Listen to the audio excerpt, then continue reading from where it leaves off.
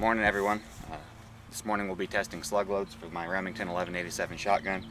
The receiver itself is near new, the slug barrel is brand new. Purpose for shooting this morning is twofold.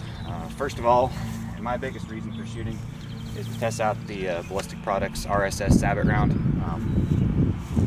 These weren't cheap, although they're a lot cheaper than buying factory Sabots. We'll be testing a few of those too. Hopefully they shoot comparable for the same kind of money. You can load these for $1.20 or $1.30 versus $3 trigger pull on the Hornady. You'll certainly be a lot happier with that. If these go well, if they shoot well, I'll make a reloading video on the Sabot specifically because there aren't any out there right now. It'd be more than that. The lot numbers we're shooting today. The first one will be the Ballistic Products RSS Sabot with a fold crimp. The second one will be with a roll crimp. Also shooting a Winchester Sabot, a Hornady Sabot, and we'll also be shooting Foster type Winchester. And I say Foster Winchester only simply because with my 870 they shot spectacularly well for the money. So, lastly, I almost forgot, I've got the Lee 1 ounce slug loaded in a AA hold with a fold crimp on top. A guy at work cast those for me, and I'd like to see how they perform relative to the Sabots.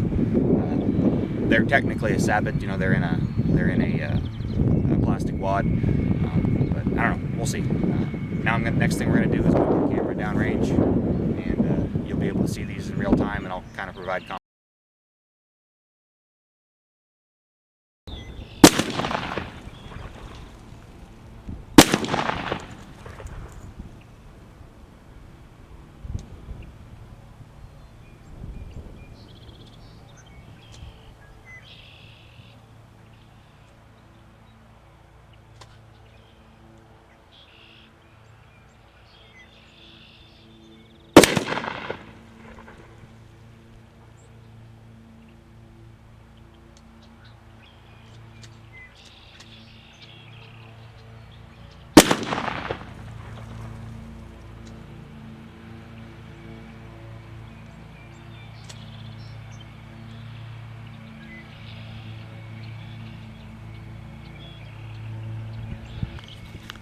Okay, these actually performed extremely well, but the problem with them is every last one of them failed to cycle.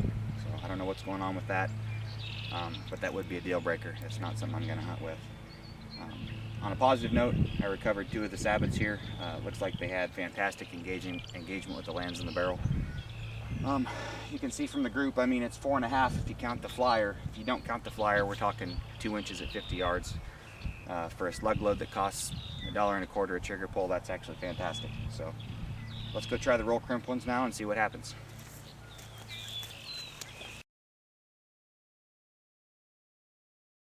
Okay, these were the roll crimp version of the RSS Sabot. Actually very disappointed with these.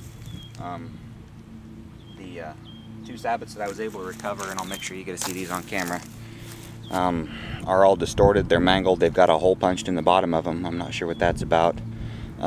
It was my hope with the roll crimper we could get the whole thing a little tighter, a little more consistent, maybe that way.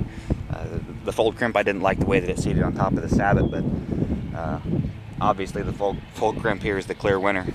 It's also kind of bummed me because this was quite a bit higher velocity. It was 5 or 6 more grains with the long shot, and it was probably 400 feet per second faster. So in this case, the slower Sabot is the winner, and I don't know what the hell's going on here. I guess we retire the roll crimper.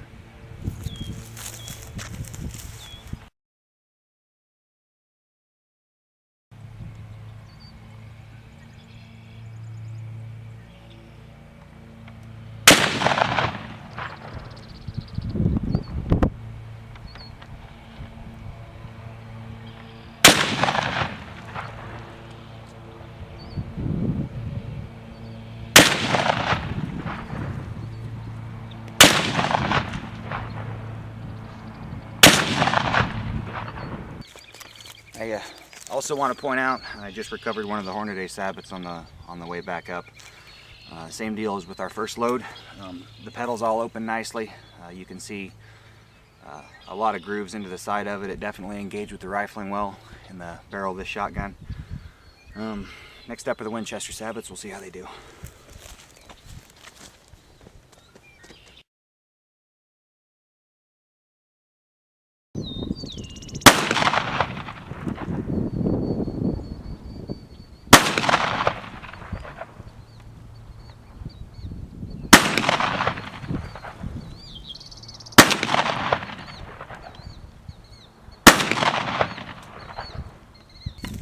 so that was the Winchester Sabot.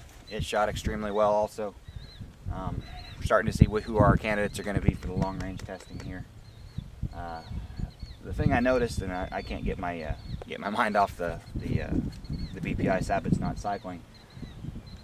These are so much louder and kick a whole lot harder than the hand loads. I don't know why that would be. I mean, I scaled out all the charges. They're per the spec all the way. So I don't know. I'll have to think on it and ruminate on that in another video. I will be loading up some more to test them out. So anyways, on to the next one.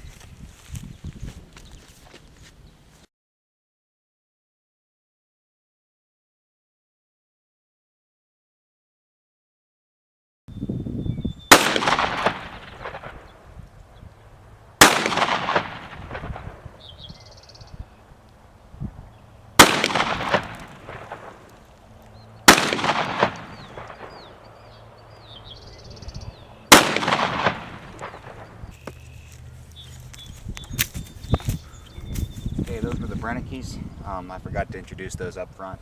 They actually shot reasonably well. And I also got down here, you'll notice, and oh shit, I've got 7 holes. I don't know how I missed the 2 last time. I guess I was hoping for better things. But so in that case, the Winchester Sabot put 2 in a nice spot. One about 3 inches off, and the other 2 clear the hell off to the left. So luckily it's all on video, so if that's wrong, I can go back and clean it up. So anyway, on to the next one.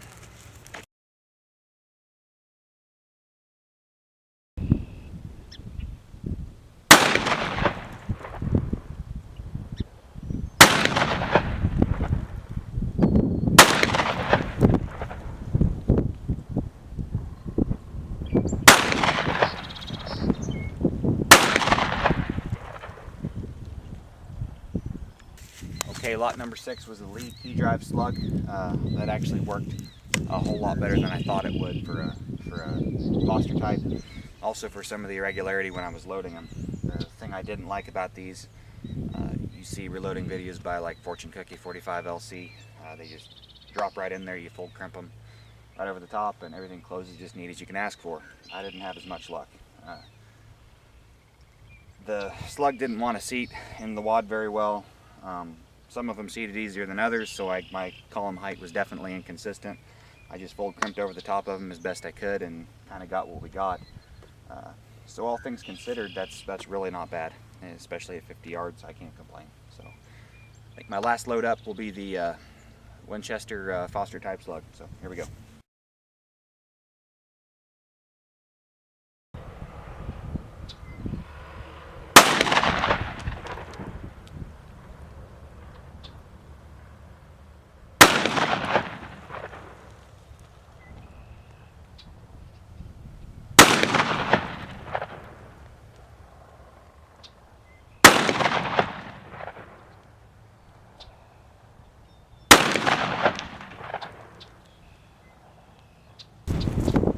Okay, so that concludes the test. That's 7 lots of slugs. I guess I got to go back through and look now and see who'll make the cut to shoot out at 100 yards.